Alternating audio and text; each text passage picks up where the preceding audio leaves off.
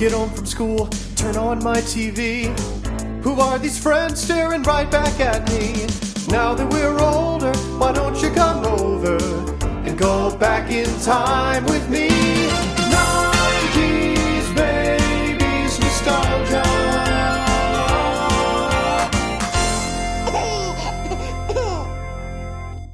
Hi, I'm Amanda.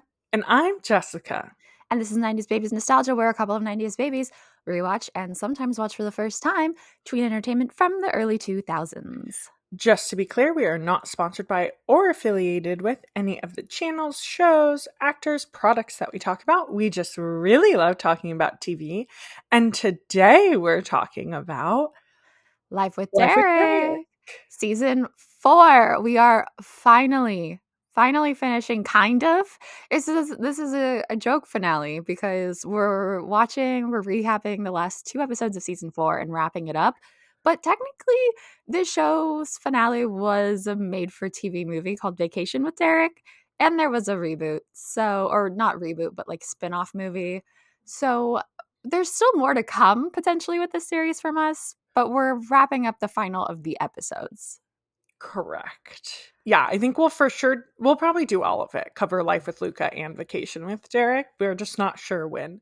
Might be the next episode you listen to. It might not be. Can't really tell ya. And isn't that the fun thing about having our own podcast and making all of our own rules? Correct. Jess, before we get into it, what have you been enjoying lately? So I'm annoyed because I know a while ago I started a note on my phone of like things that I've been watching or enjoying so I could reference later. And then like a week ago, I know at like 2 a.m. when I couldn't sleep, I like went through my phone and aggressively deleted all the notes because I was like, why do I have so many notes in here? And I definitely deleted that one. So I was very frustrated with myself this morning. But that long story to say, I'm going to do a podcast. I haven't really been consuming a lot of media except rewatching Heartstopper. I mean, and so valid. I Yeah. also have been rewatching Heartstopper and Grey's Anatomy, so... Yeah, so I have been enjoying a podcast called CD Burners. It's the 2 creators of Emo Night. And they have a podcast where they basically go through and listen to an entire album, typically an album that's like 10 plus years old, some that they're super familiar with, some that they're not so familiar with, and they kind of like just talk through the album, their thoughts, like if they think they missed like the peak of the album. They recently did an episode on the Wonder Years and they were like, how did we miss this album? It was so good. And then they normally bring on someone from the band in the latter half of the episode to discuss the album with one of the band members. It's really, really great. It's all emo punk music. Like we're not exploring other genres here, but it's an awesome podcast. That's cool. And Emo Night it's an LA event, right? That is So like emo club nights. I think okay. I could be wrong, but I'm pretty positive it started on the East Coast, like a New York or a Chicago. But Okay. now it's across the country and they normally do like touring events. And yes, it's like club events where you go in, there's a DJ that plays like a bunch of different emo music. And a lot of times band members of the songs the DJs are playing will also like pop out. Like they have a lot of good relationships. Like I know Demi Lovato has shown up to a couple of the emo nights in LA. Yeah, that's how I know about them. It's because Demi likes them. Yeah. So, but they're all across the country now, but I want to say they started East Coast. But yeah, it's the 2 creators. Very fun. So they are experts in their field.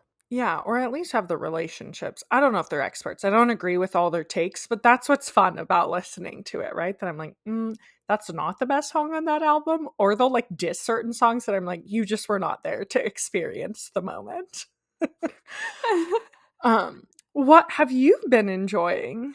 I fell off of reading for a while, for a few good months there, and I'm finally reading more again because I got really sad and went to the bookstore and emotionally bought books that directly reflected my mental state. And one of them is one that I've wanted to read for years now because it's a bestseller that I've seen all over, called I Want to Die, But I Want to Eat Tteokbokki.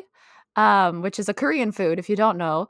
And it's a memoir, but each chapter is like a different therapy session because this girl recorded all of her therapy sessions with her psychiatrist when she started going for depression, and she has a lot of self-esteem issues and childhood trauma, and it's like each chapter is a different theme of her therapy, where it's just straight up a conversation between her and her psychiatrist, and then afterwards she writes a little like kind of debrief or thoughts on it. It hits very close to home, and it is very candid and very good. And she also says in the intro, like, remember, if you're feeling like this is too personal to you, it's not, it's personal to me. It's my memoir. And the psychiatrist has a note at the end of like, these are imperfect conversations between two imperfect people trying to help someone. So, but yes, it's fun. It's a good book. I recommend it for anyone who, I don't know, likes that kind of stuff. It's not all sad. They make jokes. Yeah. And she's very often like, this is so ridiculous, which is how I feel in therapy lately, is like, this is so ridiculous. Yeah. Is it new or is it old? So she recently came out with a sequel, which is the same exact concept, and it's called I Want to Die, But I Still Want to Eat Tteokbokki. Okay. And I accidentally bought that one, not realizing it was the sequel, and then was like, now I have to go buy the original. And I think this one's like 4 years old in the English translation. Also, for anyone watching or listen, anyone, it's a paperback book that I kept in pristine condition until I was near the end, and I spilled an entire mug of hot tea on it, and it's so warped and messed up now. That's kind of why I asked, because like obviously my camera view of you is not as clear as what everyone who's watching on YouTube can see, but even for my view I can tell that it's like it looks well loved. So I was like, is that old? Like, it looks crunchy. No, I bought this like less than a month ago. Okay, that's funny. All right. We are getting into our final 2 episodes of season 4. We already covered the bulk of season 4 in a previous episode, so if you haven't listened to that, go listen to it. But in this one, we're going to cover episodes 17 and 18 and then go into our wrap up and rankings. And episode 17 is Surprise. So this is our prom episode. Somehow we've gotten to the end of the series. Casey has broken up with Truman, if you don't remember. Derek and Sally are broken up because she went off to Vancouver. And Emily starts off this episode by breaking up with her boyfriend. And so now they all have to figure out who they're going to senior prom with. And Emily, of course, has a binder full of all of the available prom candidates to track so that they can ask people. Yep. Eventually, when like none of the friends are having luck because everyone they ask has already asked someone else, like Kendra's going with Sam, which is so random, and Noel is going with some girl that Derek was going to ask. Emily and Casey decide that they're going to go together as friends. So then, of course, immediately after, Derek finds out Emily's single and asks her to go. And if you've been listening to us, you know that this is like Emily's biggest dream come true, right? And you know what? Kudos to our girl Emily for holding it down and not freaking the fuck out when he did. She really was like, no, actually, I got to ride with my girl Casey. But Derek doesn't make it easy for her because he admits that he wants to go with her because he actually likes her, and he kisses her. He kisses her inside the closet where everyone in this family just loves to have a conversation. All while this is happening, Marty is upset because no one in this house tells her anything. And she's like, I'm little and no one cares to share anything with me because I'm little. And she can tell something's up. And then later on, they go back into the closet. Derek kisses Emily again, and Marty interrupts and catches them. Marty tells Casey they're in there, and Casey catches them. Oh, yes, that is what happens. Yes. Marty, just gotta love her. While this is all happening, Derek is like, I have to go with Emily, so Casey needs to find a date. So Derek at school tells Truman that he should take Casey to the prom, even though this is a terrible idea.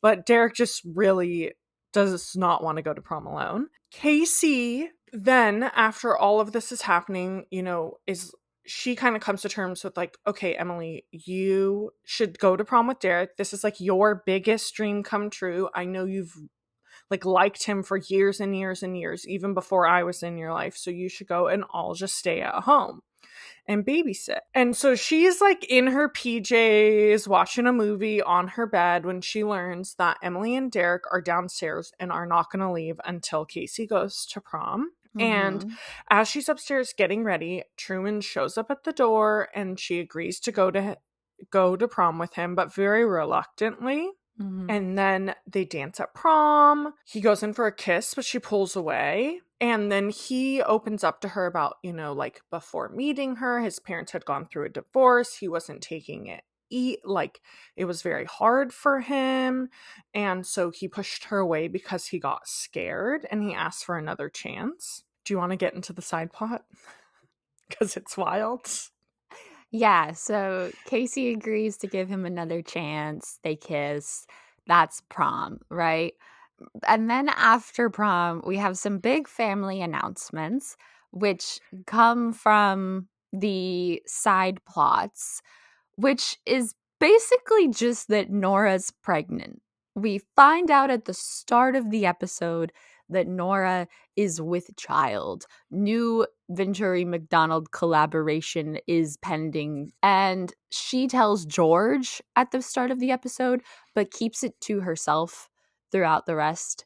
And then at the end, they're like, whoa, so many big changes in the family tonight. Like Emily and Derek, Truman and Casey, and also there's a baby coming. And everyone's like, aren't you old? Yeah. Yeah. Yep, that's the episode. Yeah.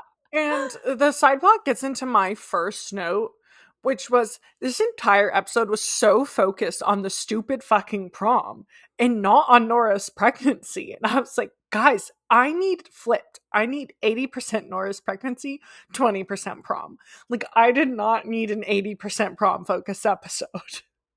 I don't need a Nora pregnancy episode.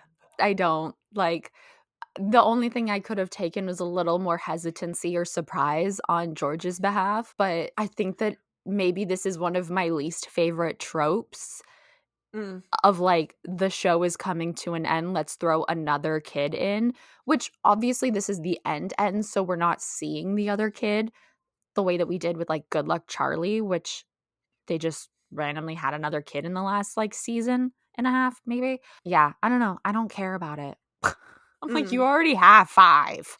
Yeah, true.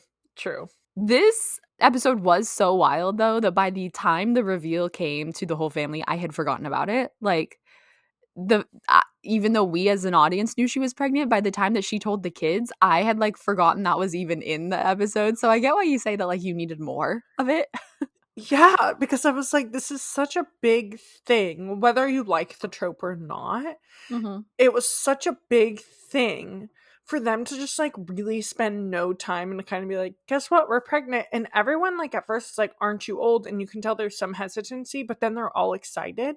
And I would like to know more about like honest thoughts about it, because it's like, I'm sorry, you're telling me that like Lizzie and Edwin, who are already the middle children and already kind of just like lean on each other, like, and now are about to be the oldest with Derek and Casey going off to college or to whatever they do in their future, like they're gonna have thoughts and feelings on this. And for everyone just to be like, woo, another baby, like what? Yeah, my friend was 13 when her mom had her little brother, and that was a big adjustment for her, and she loved her little brother, but it was still like, do I really want to help? Like, I'm basically helping raise this kid at this point. So I get what you're saying. Also, this episode had a lot of comments about how Nora can't keep a secret and she will tell everyone everyone's business, so we're not telling Nora certain things, which obviously is like a cheeky nod to the fact that she is keeping a secret from everyone in this episode. But I wish then we had seen her like, maybe I didn't need more information as much as her like struggling to not tell them. Okay, yeah, that makes sense. like almost letting it slip just throughout the episode so that I wouldn't forget that she was pregnant. Yeah, yeah. I could not believe, though, the big reveal of this episode that Derek likes Emily and they kiss. I called this shit. I called this shit early on in our episodes. Roll the tapes, except I won't because I'm too lazy to go find it in the footage. There is a weird moment before the kiss between Emily and Derek where he's like friend zoning her and says, maybe you can be my first real girlfriend. Friend who's a girl. That like pause. So some of the tension. Like I actually genuinely don't know what happens between them in the later seasons. I kind of know what happens with Casey's love life. Part of me is like, is this being set up? Like, is this long endgame? Because I could see a season 4 Derek and Emily somehow. Yeah, I could too. And I'm not saying that happens. Like, I'd actually be a little surprised if that happens, mostly because this is like 2006 and a black girl and a white guy. And also like the nerdy best friend who generally didn't get any action. He's like the cool guy. But the way it's set up feels like foreshadowing for that. I called it. Did I not? Do you remember that, Jess? I feel like from our first episode, which I could be wrong, but I feel like I knew just from the research that we did that they had a couple episodes where something happened. Well, I didn't, okay? I said in an episode that the way they were setting up their friendship, I could see it being a long game, Derek and Emily, at the end, but I didn't think it was going to happen because she's just the dorky girl next door and she's black and he's white and this is the mid-aughts.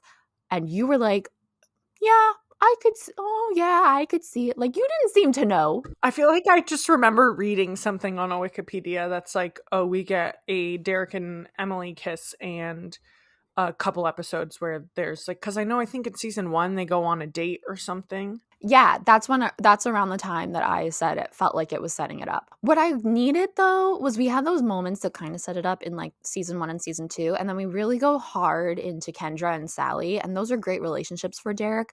And I didn't feel like there was any transition between that and this. And he doesn't even like they have no chemistry at this point. They had more chemistry in season 1. Yeah, it felt weird to me. Also, he just like doesn't really say why he's liked her. Like, to me, it feels very much like he is in it for prom only, and then the benefit of like she's a cute girl who he already has a friendship with. So like, why not kiss her and turn it into more? But I don't really see anything like connecting the two of them in this episode where I'm like, oh, this makes sense. Where I can point to things in season 1 or season 2 that lead into it, but not in this season or even last season. Yeah. When he first kisses her, I thought he didn't like her. He was just trying to manipulate her. Yep. That's exactly how it feels. Yeah. So for him to be like, no, like, I really like you. I just didn't realize it before. Like, but do you? They get along well. I think they're good friends. And I do like their relationship as friends. I just didn't feel the romantic transition at all. It felt very shoehorned in. But I'm still not the maddest about it, I guess. Yeah, it doesn't upset me, but I agree. It feels like they put it in to put it in for the fans, probably. But it doesn't feel like they really like led the story up in previous episodes to get there. No, it feels like in the writer's room, they were like, oh yeah, we were going to do that. Oh, do you want to still do? I mean, we might as well. Yeah, why not? We got 2 more episodes. Kind of connected to this, the closet that they kiss in. Amanda and I have had a lot of debate on if this closet has a lock or not. And I think this episode finally confirmed it for me that it doesn't have a lock. Because you would have locked the door. Well, he didn't anticipate kissing her. Fair.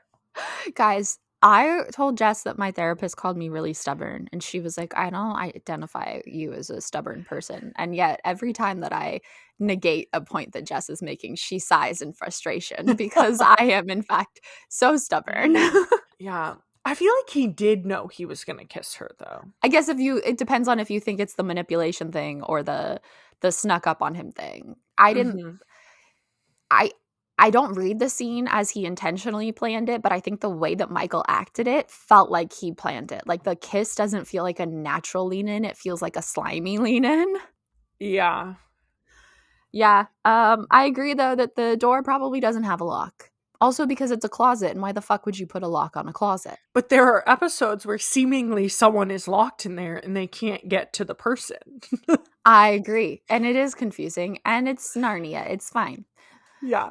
To me, this episode really drove home this idea that Derek Venturi is the same brand of boy as Chad Dylan Cooper from Sunny with a Chance, Yeah. which is my favorite type of boy.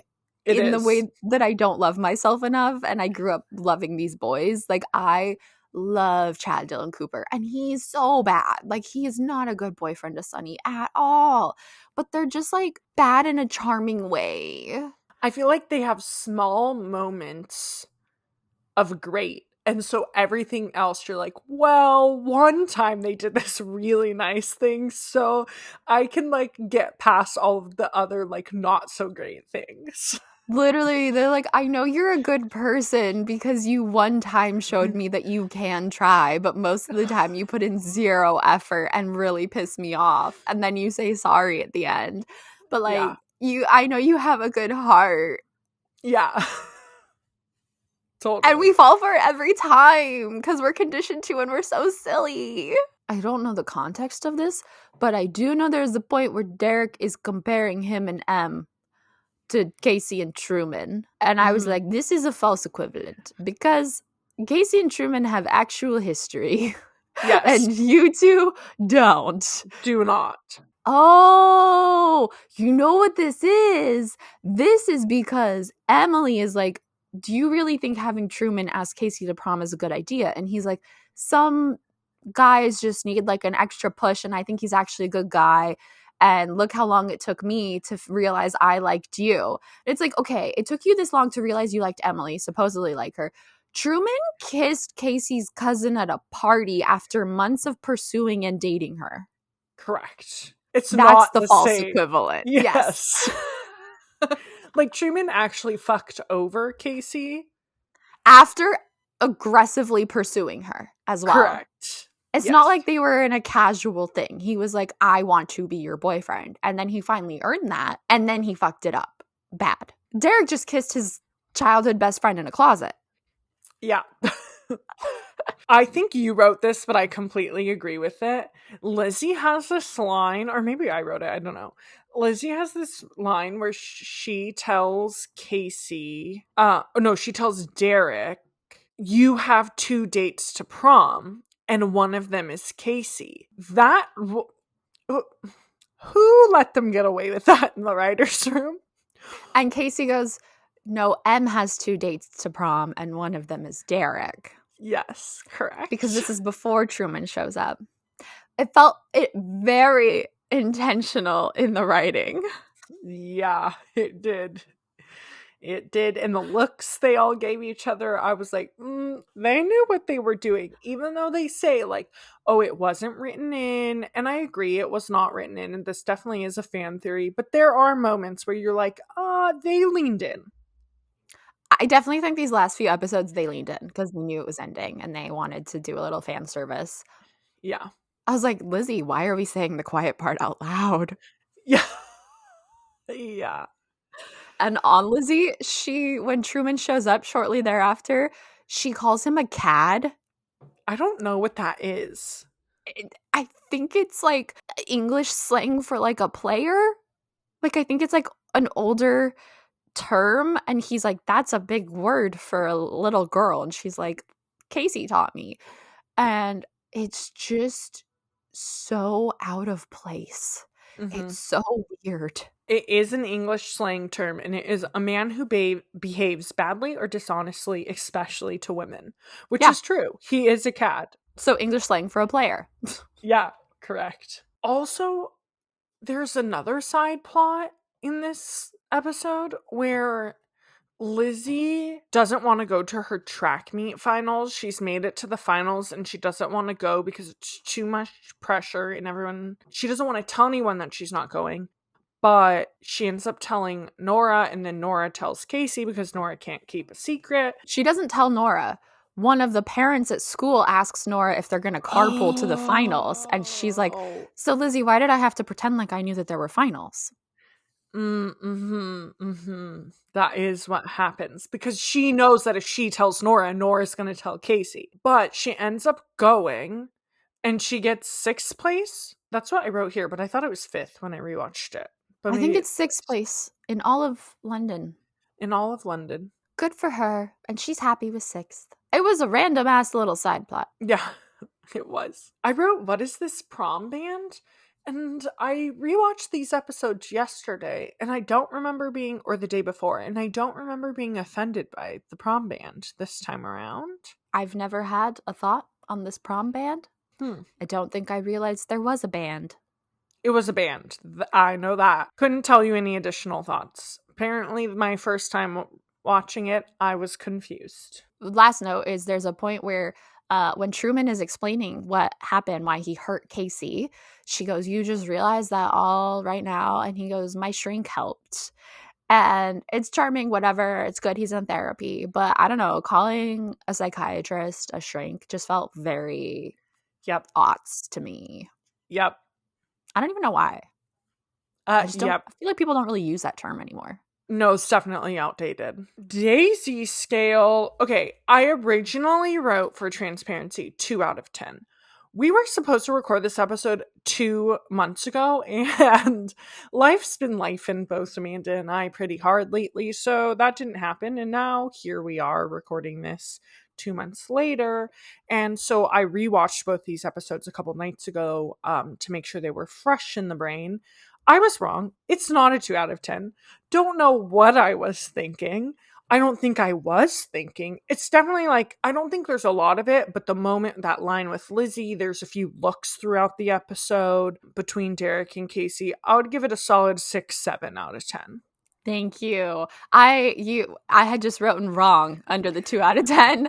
And so I'm glad that you agree. I agree. Yeah. I also kind of feel like the shoehorning in of Derek suddenly being into Emily is really kind of a manifestation, could be read as a manifestation of him liking Casey because he's just going for Casey's best friend because he can't be with Casey.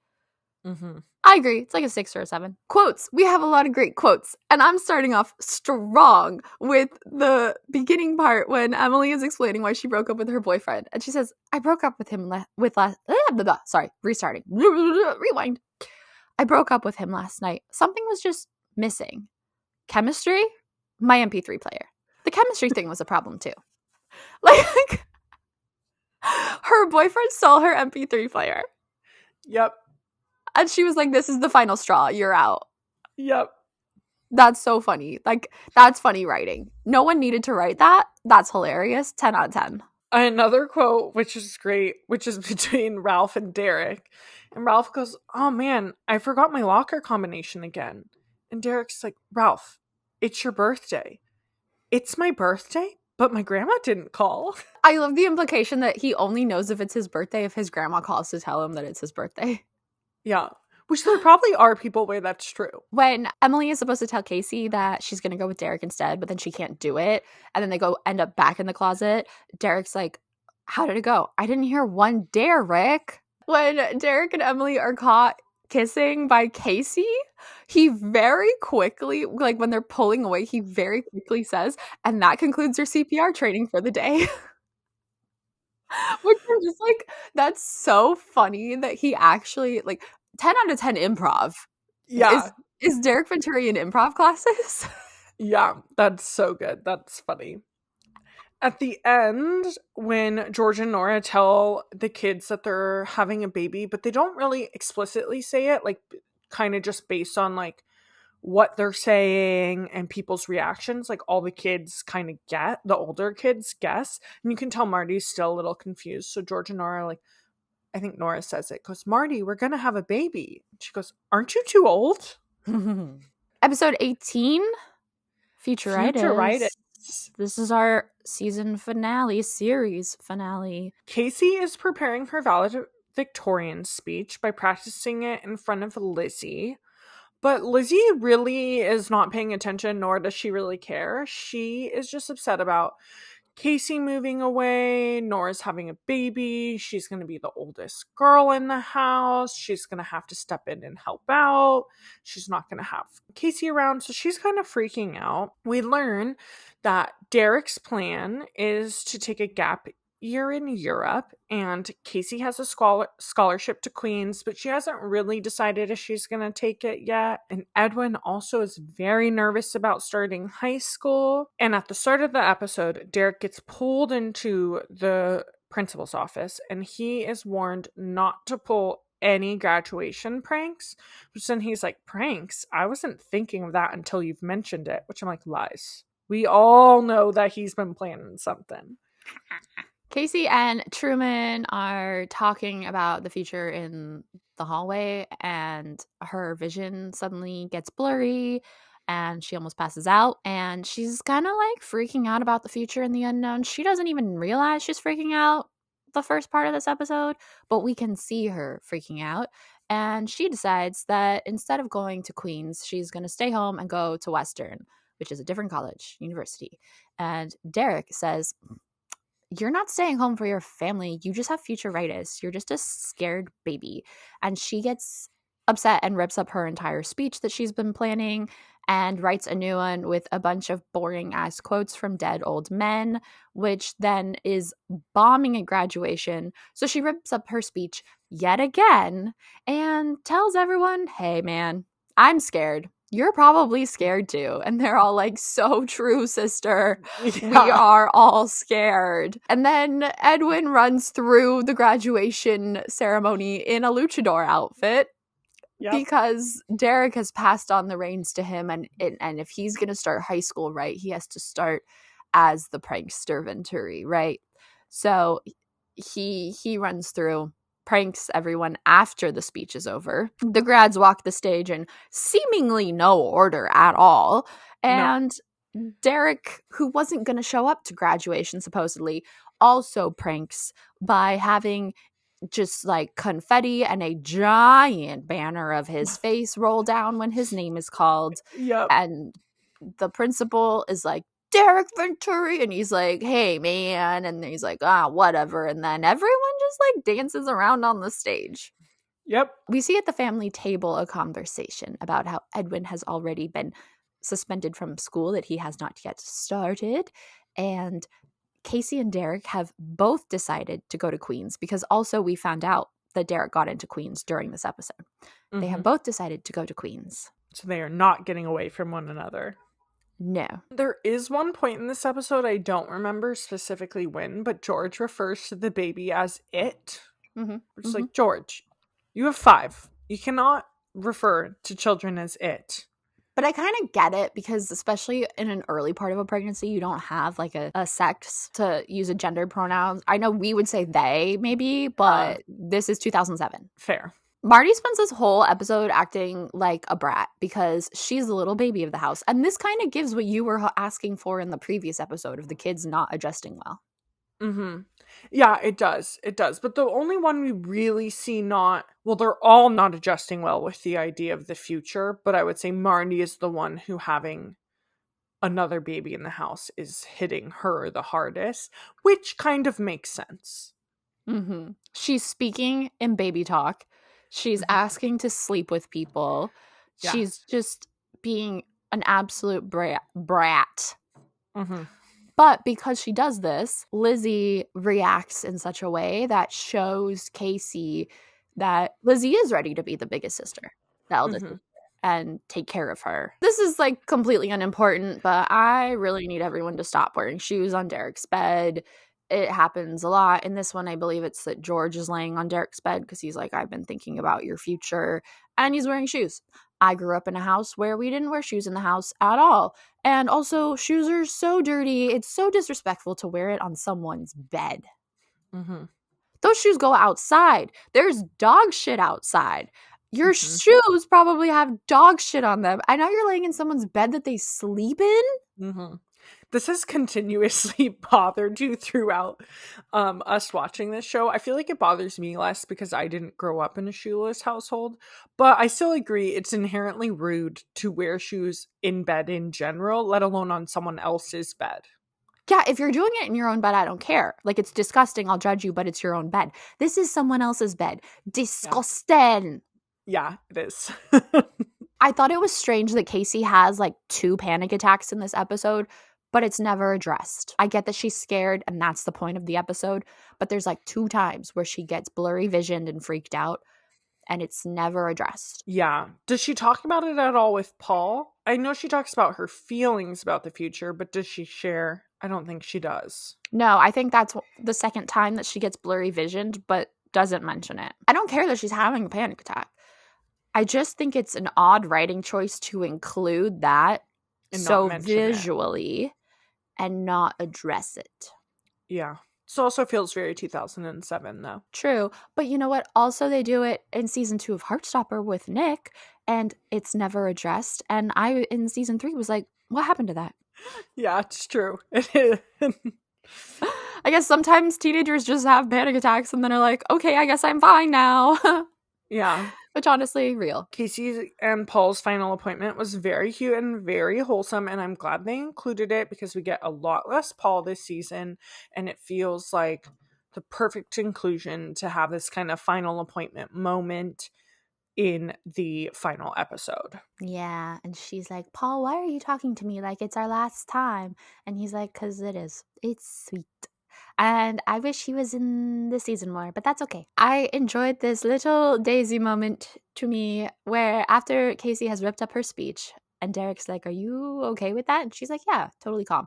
And then she walks into her bedroom and closes the door and immediately screams in terror at what she has just done. And Derek is just standing in his doorway looking just so chuffed with himself and so amused and charmed with the situation. Unimportant note, but I enjoyed it. Oh my god, another unimportant note that's like so dumb. Yep. What at graduation they're sat with Casey in between Emily and Max, and Emily's like, relax, pretend you're at the beach. And Truman next to her goes, whoosh, whoosh. Yeah. And she's like, this is not helping. She's like, what are you doing? He's like, I'm making beach noises. And she's like, okay, well, no offense, but it's making me want to punch you in the face. Yeah. Yeah. I just love when men are giving himbo energy, which Truman doesn't very often. I probably wrote that I kind of wish Max was in this finale. Yeah, I didn't write that. Oh, did you not care? No. I guess because Sam has been around this whole time, and I know that's because he's Derek's friend. But since this is grad, I kind of would have liked if we just saw Max sitting at grad or get called up on stage or something. Yeah, that's fair, because he should be there. He should. It's his graduation. Unless he's older than them, which was never established. I don't think so. Yeah. I'm glad that if they had to go to the same university, first of all, I like that they're going to the same university. I think it's funny because then they're like, well, the whole point is it's life with Derek and her life is going to continue being with Derek. And you get to imagine like what kind of crap they're going to get up to in college together. I'm glad that if they were both between Western, which I don't think we mentioned this, Derek was waitlisted at Western. He hadn't heard back from Queens. So that's when he gets into Queens and he decides to go there. Queens, I believe, is the better school. Also, full context, Western is in London. Queens is like a 3 to 5 hour drive away. Like it's not that far. They're all in Ontario. If they're going to the same school, I couldn't remember if they were both going to go to Queens or if they were both going to go to Western. And I am glad that they both went to Queens because if they had both gone to Western, it would mean that they were staying home. And I just generally it's a valid route for most people, but I felt like they should leave and go to the better school and branch out from their family a bit. Yeah, I think it was a nice setup versus them staying at home. So it's still this next chapter, it's still the future, but there's a level of familiarity there because they both will be going to the same school. And they will be going to the same school, but no longer be living with their family. Yeah. At the end, there's this moment where they're like, McDonald's, group hug, Venturi, group hug. And then they're like, switch. And then they switch. And then they're like, big group hug. And they all come together. And it just like, it's these like wholesome blended family moments that make this show very sweet, very of the aughts, but very, very sweet. And so I really appreciated that. It was really cute. I don't think I noticed until when I was rewatching this morning, and it was sweet. Yeah, it's cute. I also really loved the way that this series wrapped it up with this episode showing that Edwin has grown into being the prankster that Derek is, and Lizzie has grown into being the big sister mentor to Marty. And so they can handle their siblings moving away because they've like grown into the mentors that their older siblings were. Yeah.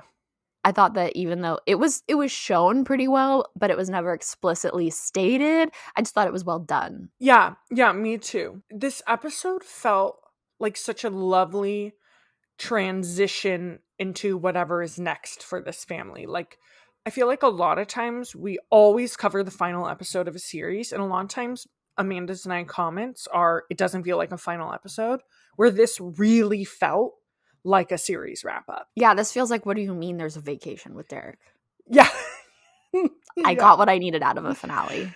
Yeah, true. At the end of this episode, at the end of all episodes, they do a little blooper montage, but at the end of this episode, it's like a compilation of all the times Casey goes, Derek! And it's really funny. I think it's even some of the other cast members too. Yeah, it's mostly Casey, but yes, I think there are a few. It's every time anyone has screamed, Derek, all together.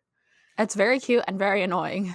Daisy scale. I also gave this one a 7 out of 10, which Amanda doesn't agree with, but I still kind of stand by it because it's really the only moment. At the end, they have like a brother, step brother, same difference moment. And I was just like, the writers knew what they were doing. I disagree. This is a 10 out of 10. This is the Daisy moment. This is when we had Pop Capsule on and Evan was like, well, he goes around correcting her saying they're step siblings every other episode. No, they actually only do it, I think, this one time. I'm pretty sure it's just this one scene, but it's so iconic. This is the scene that everyone looks at. And like, there's so much tension. It's such a weird, charged scene where they're talking about how they're both going to go to Queens, and like, Casey's the one that's like, pretend you don't know me, which is how this whole series started, with Derek pretending he didn't know her at school. And he's like, no. We're going to be best friends because I'm going to know all of your girlfriends. And she's like, well, then I'm going to know all of your hockey friends. And he's like, no, stay away from them. And the whole, she calls him her brother and he says step brother. Mm-hmm. And she says same difference. But her face says not same difference. And his face, he says, yeah, right. But his face says not right. And it's just like, are you kidding me? Acting. Yeah. It definitely is the moment. But for me to rate something above a 7, I need more than one moment in an episode. But this moment is a huge moment. I think that there's a couple other moments, like with the speech thing and them talking and choosing the universities and stuff. But I hear what you're saying. I'm just going to say, personally, it's a 10 out of 10. Quotes. I think you wrote this one. I didn't write it. I wrote it this morning. It's our only quote, and I only wrote it down because the delivery is really funny. So it's really not a great quote, but it's when Sam is called up to walk on stage. Not even Ralph. It's Sam. For some reason, he says it like an Elvis impersonator. He goes, I'm out of here. Yeah. It's like, why? Yeah. Oh, my goodness. So that is Life with Derek. Ooh. I love this show. I love it so much. So good. So good. Before we get to our overall thoughts, we are going to do a little bit of like actors, main characters. Where are they now? Starting with Michael Cedar, who played Derek Venturi, as we all know. Following the series, he starred in Degrassi Goes Hollywood movie, Murdoch Mysteries, and a few other movies as well. But in 2015, he ventured into filmmaking and did 2 independent feature films, but really has not done much since. I think he directs commercials sometimes. Yeah. It's like very like one-off things, but no like consistent work. Ashley Leggett, who played Casey McDonald, starred in MTV's Made, the movie, and Lifetime's The Perfect Roommate. Also starred in People Hold On, which is one of the films that Michael Cedar directed, and just was like a guest feature in a lot of TV movies and shows.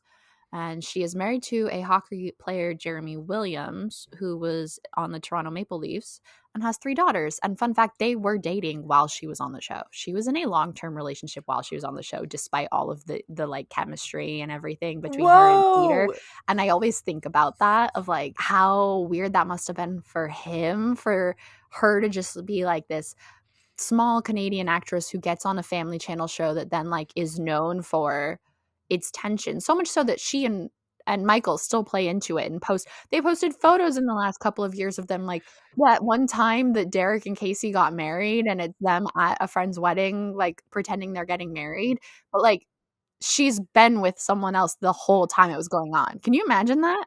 No, I didn't realize they were together that long. I just thought it was cute and important to mention, but that is like awesome that they were together while she was filming this. Also, like, I just can't even imagine, like, because they weren't that old when she first got casted, to have to like navigate that with a partner while you're growing up and learning who you are, plus everything the fans think. Like, that sounds so challenging. It's kind of similar, I guess, to Lana Condor and Noah Centineo's chemistry and how she was always with Anthony, I forget his last name, who they just got married. They just finally got married, but they were together while and before filming To All the Boys. And there was all that speculation about her and Noah because their chemistry was so good. And she was like, I am fully like living with my boyfriend. And I think that was a bit hard on their relationship. But yeah, it's a lot. And like for it to still be such a legacy that they had Life with Luca a few years ago, it fascinates me as a relationship dynamic. Yeah.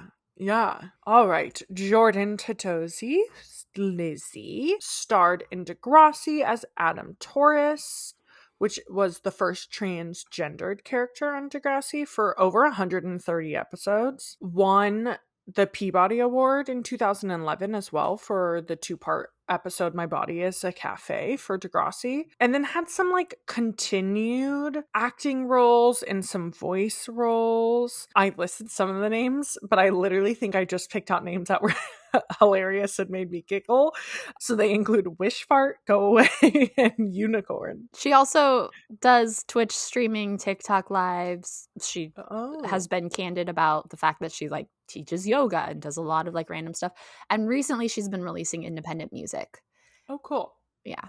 And she and the next actor were not asked back for Life with Luca, and they milk it. And sometimes they film stuff together to release it, to be like when the middle siblings aren't asked back for the family reunion, which is Danny Maggs, who played Edwin Venturi. He retired as an actor and didn't really do much post Life with Derek. Joy Tanner, who played Nora after Life with Derek, also joined Degrassi The Next Generation as a recurring role as Mrs. Laura Coyne. She also played Erin Voss in Lock and Key, and then has done a few TV films and has starred in so many shows, but mostly like 1 or 2 episode guest star sort of thing. John Ralston, who played George. After Life with Derek, he starred in Bomb Girls, Degrassi The Next Generation, and Degrassi Don't Look Back, and Degrassi Next Class as Mile Hollingsworth II, and the Lizzie Borden Chronicles, and Bitten. And I just have to mention, lots of people love to bring up the Life with Derek to Degrassi pipeline. And that is because there are very few shows in Canada, guys, and lots of working actors, and lots of film in Canada. A ton of film. He lives in Toronto, and his son Stuart is known for being the OG voice of Rocky in Paw Patrol. A-cab. And then we have Ariel Waller, who played Marty, who also retired from acting after Life with Derek. Which is so funny to me to think about when she was like 12 max. Yeah. Honestly, I feel like that's the kind of, like, I'm sure you still have some like child star trauma, but that's kind of the time to do it. It's like, get in, don't play a huge role, be on a successful show, hopefully have parents who don't abuse the money you make, put it in savings so it continues to make money. You retire, have a normal life, but then have this like savings that you can fall back on. I feel like that's ideal. Yeah, that is. You're right. Shadaya?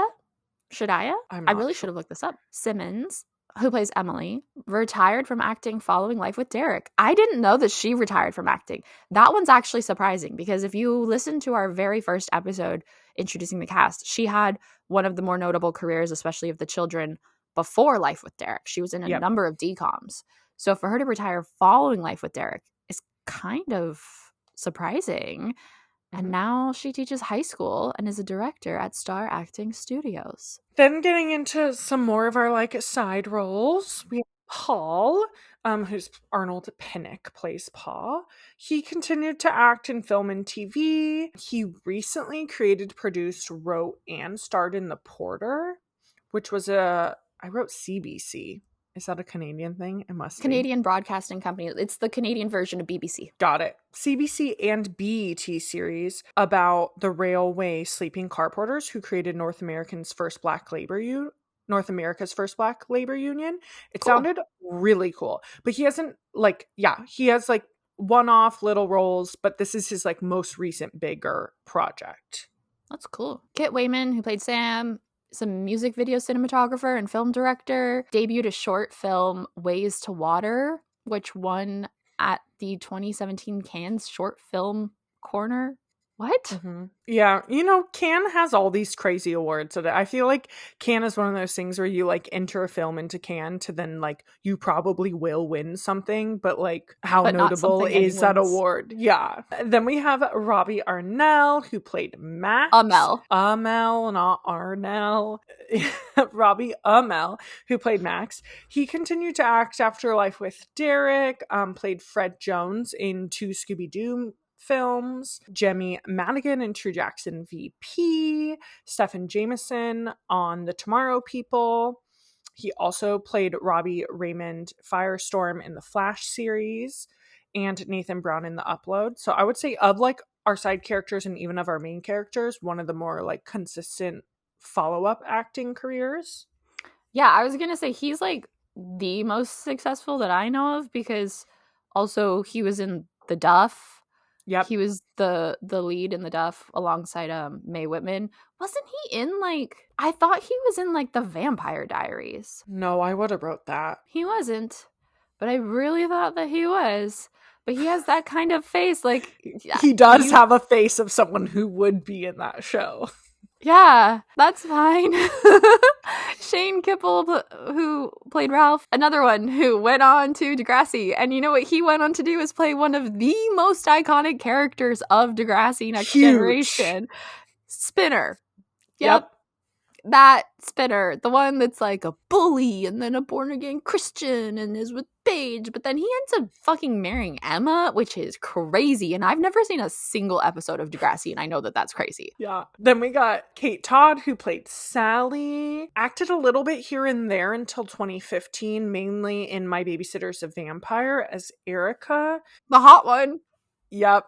And then started her music career in 2012, releasing her debut album, followed by a Christmas album, but not really anything in the last like 5 years or so. And then Lauren Collins, last but not least, who played Kendra.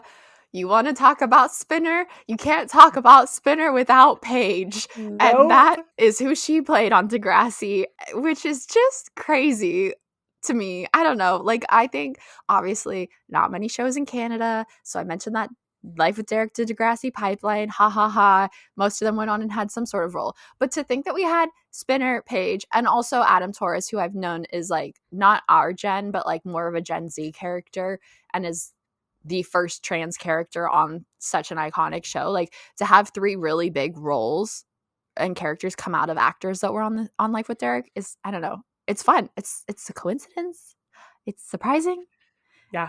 It makes me realize I need to fix my rating a little bit, actually. Okay, overall thoughts. I am going to start because this was not a rewatch for me. So of our like classic Disney shows that we've done so far, I have previously seen all of them. As we get into the Hannahs and the Wizards and all of that, I have obviously watched all of those growing up. This is one that just like I missed. I was aware of it. So this was a first watch through for me, and I thoroughly enjoyed it. I think it was such a well done show. It should have been like way more popular. It was pretty popular. You think? I don't know how I missed it. It's just really, really, really good. It definitely holds up. There's a lot of really standout episodes. You kind of grow with the family, which is nice because they give you 4 seasons to do so. If you've never watched it, I would recommend watching it. But I would say that like this is up there with like one of my favorites that we've watched, probably. I think this is my favorite. Yeah, I really liked it. And everyone knows the state that That's So Raven season 4 put Amanda and I into. And, you know, this did not happen. I never felt burnt out on this show. And that's, I think, part of why it's my favorite, is that it never felt hard to watch. Not once. Not once was I like, ugh, we have more episodes to get through, or I'm really not enjoying this episode. Like, some of the episodes had really good points to make and made it in such a way that it was still relevant and applicable to today. And some of the episodes were just fun, and I never got sick of it. Yeah. And I love That's So Raven. I do. And it's still going to rate higher. Mhm. But I think this is my personal favorite now. Yeah. Yeah, I think so too. It's really good. It's also just charming. I think it's something about the writing that we don't really get with the like classic Disney Channel shows. The ones made and produced by Disney for Disney tend to be so contrasting in their just like portrayals of characters. They're so loud. Every Yep. character, whether or not there's any nuance, which some of the main characters have, they still are characters at their core. They are people you would never meet because their personalities are so strong in one direction or the other. The colors are very vibrant. The situations they're put in are impossible. And Life with Derek is like the opposite of that, in that Mhm. very, very rarely does anything happen that couldn't have happened to these kids. The colors look like a house you could live in, more or less, and clothes you would wear to school, aside from some hairstyles that Casey chooses. And the characters, even when they're annoying, they're charming, they're complex. Like, I understand them all. So I just find the whole show to be quite charming. Yeah, it feels very wholesome. Where I don't know that I could use that word for any other show that we've watched.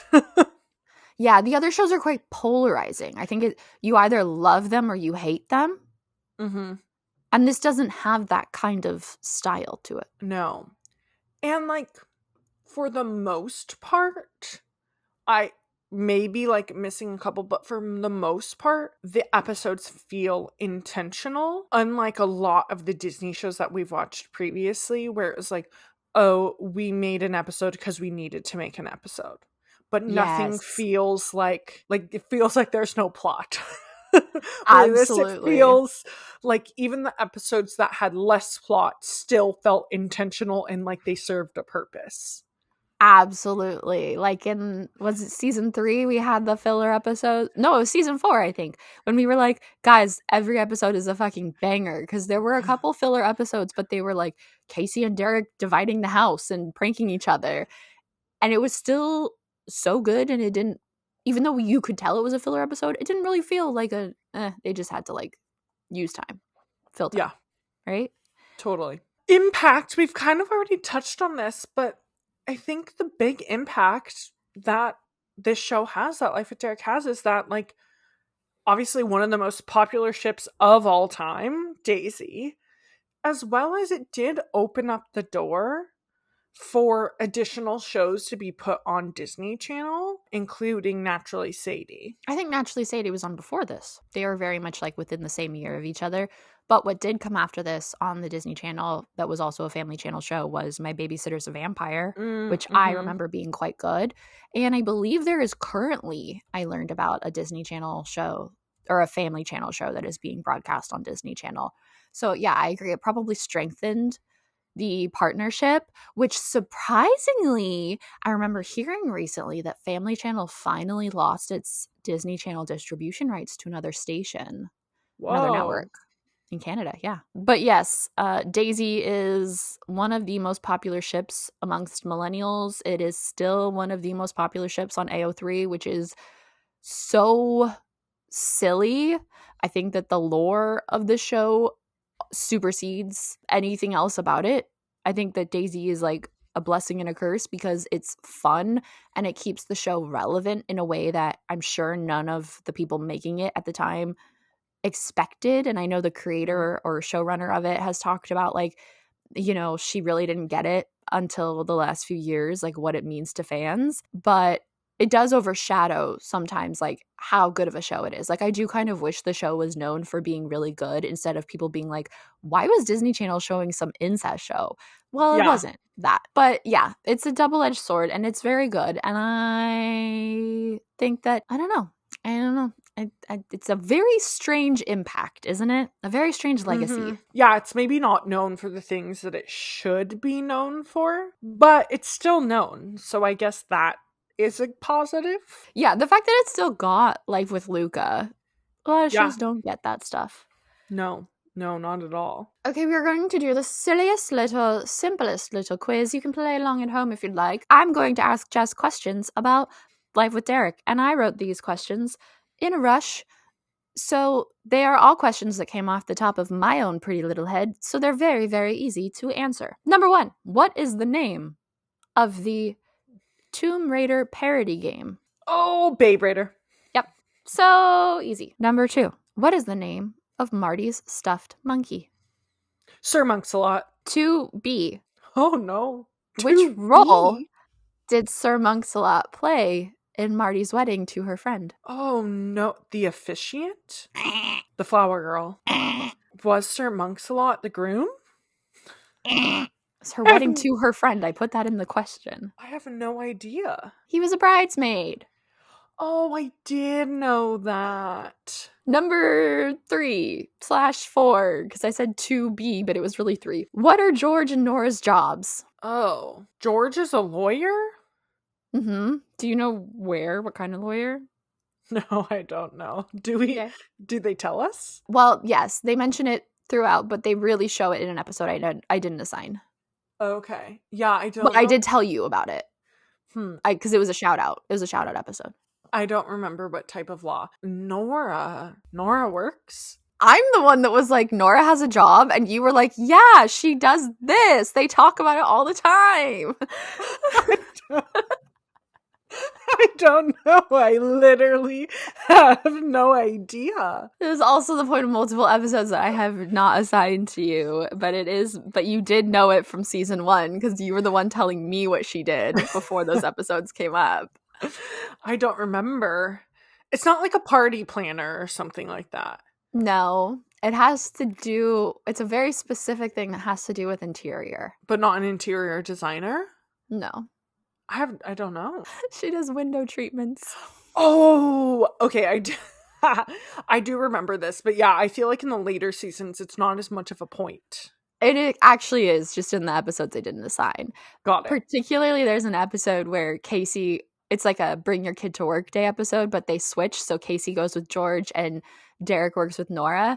And in that episode, Derek almost messes up Nora's job with a rich lady, but then ends up flipping it so she gets to do the whole interior design. Casey works with George at his firm, but he's not a big lawyer. He works at like a nonprofit that mostly does civil cases for people who can't afford lawyers. Oh, I love that. I know, that's why I shouted it out, because I was like, I knew this was a good man. Yeah, gotta love George. Question number 5. Yeah. What are the names of George and Nora's first spouses? Their ex-spouses. Would not even have a guess. You've watched episodes with both of them. Correct. I know I have, but I like it. Whatever spot in my brain that those took up, it's filled with something else now. I don't. David? Close, but not quite. Does it start with a D? It does. That's why I said close. Daniel? Nope. I don't know. That got closer. You got another letter. I don't know. Dennis. I would have never gotten there. See, Dennis is the one that I think I would have forgotten if it wasn't written down, but I know Derek's mom's name. I don't know. Susie. It's not Susie. No, but you got the last sound right. I don't know. Lucy. It's not Lucy. I love you. It's like when I went bowling recently, it was like as soon as the ball left my hand, I knew if it was going to be a gutter. That when you say it and you immediately are like, nope, that's not it. Yeah. I don't know. What's her name? Abby. Oh, yeah. I'm telling you, nope. Would have Abby and never gotten Dennis. those. Yep. Okay, well, I thought this quiz was easy, but someone wasn't paying attention. It's also been months since we watched this show. Okay, question number 6. In the episode where, don't ask me which episode or which season this is, probably season 2, me answering the question that I said, don't ask me. When Kendra is trying to get Casey a boyfriend or a date, how does she get candidates to go to the party? Oh, she posts a flyer. She like makes a flyer and like posts it around school. What kind of flyer? What does the flyer say? Oh, it's just something, it's kind of mean. I don't remember what it says, but I remember that it was like inherently making Casey look desperate. It is a help wanted flyer. Okay. Yes. Half points. Not that I'm keeping score. Maybe editing Amanda will, but she'll probably be editing this at like midnight while falling asleep before work, so maybe not. 7. Why does Casey initially seek advice from Paul the very first time that she goes to Paul? Why? Why does she think to go to the school counselor at all? Because her mom tells her to. Yep. Nora advises her to go to the counselor. Yeah. Good job. I don't think I would have remembered that. Number 8, this is a gimme. What is Marty's favorite color? I thought it was a gimme. Marty has a specific favorite color? Yes, and it is a subplot of multiple episodes, particularly the wedding episode where Vicky is first introduced. I don't know. Yellow? No. Marty is having a blank day and is only eating blank foods. Oh, blue. Close, but no. Green? Getting further from the point. Purple. It is purple. And so she eats marbles because they're purple. And then they're freaking out. Or not marbles, but no, they're like little fake berries from something. Yeah. Okay. I remember this now that you're saying, but I didn't remember the purple of it all. She's having a purple day. And then she gets purple juice all over her white dress. Yep. What is the name of George's car that he got the day Derek was born? Fuck. Do you want a hint? Old Leroy or something like that. No! No! Am I close? No! Oh, I don't know. It's 2 words. The first word is the, and the second, so it's like a title. And the second word is the name of a famous pop star. I don't know. Seriously? Also a title, an honorific, if you will. Nope. I'm not answering. I need you to tell me. Prince William is. Is it the prince? Yes! Oh. Why did I say Prince William? I should have been like Diana's sons. Princess Diana's sons were, anyway. Yes, the prince. I don't know why he called this car that, but he did. This quiz is kind of hard. Oh my god, it's so easy if we didn't watch it 6 months ago. Yeah. These are all points we have discussed also. The last one. This is a quote from, question number 10 is a quote from season 1, episode 1. And I want you to finish the quote. Okay. Casey to her mom, I guess, is context that I should give you, even though I think that makes it way too easy. Or Casey and then her mom. Casey says, I left a letter on your dresser since you don't reply to my emails. And Nora says, like the one with the subject line blank blank. Oh, I know this, but I don't remember what she specifically said. Like the one with the... It's 2 words. Break up with George. Dump George. Very close. George is correct. It's not dump George. What's another word for dump when you're married? Divorce George. Yes. Divorce George. Yeah. Good job. That is our quiz of such a silly, silly show. Getting into our rankings. Okay, so if you don't know, with all of our classic NBN shows, so not our remix shows, Jess and I go through and individually give points out of 5 for 5 categories. Category number 1 is overall. What does that mean? It's really for us. How much we liked it. Number 2, impact. 3, star power. 4, rewatchability. And 5, does it hold up? Relevance. Then we average them all out. We average our average scores, and then we average the average score of the episode, right? And it gets ranked up against all of the other classic shows that we have watched. We can go like column by column, and you can go first. Great. Overall, I gave it a 5. Like I just said, I think this is my new favorite. Yeah, I also gave it a 5. Slay. Which, for context, guys, the only other show that either of us has given a 5 was Jess gave Even Stevens a 5 and then regretted it for the last 3 years. Yeah. For impact, I gave it a 2.5 because I think it had a pretty good impact, but it's not a Raven. It's not it's not a show people think of.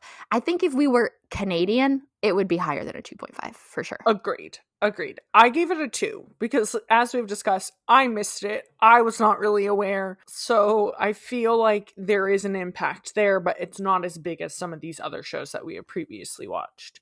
We are referring to the cultural impact from the perspective of Americans, which is the only perspective Americans care about. Yeah. That's True. a joke if you don't know me. I lived abroad for 7 years, and Jess is married to a man from the UK, okay? However, we're ranking it from the only perspective that we can speak on. Yep. Next up, we have Star Power.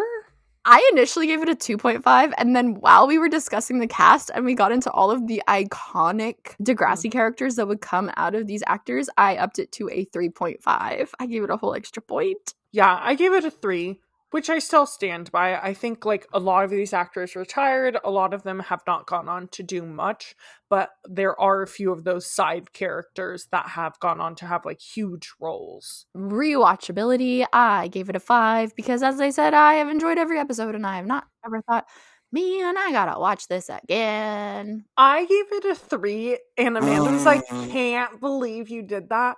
Diabolical. The reason I did it is because I can't really rate it on rewatchability. So either it's a 0, because I've never rewatched it. It was my first time rewatching it. So I decided it was better to go middle of the road, give it a 3, call it what it is, because I've never rewatched it.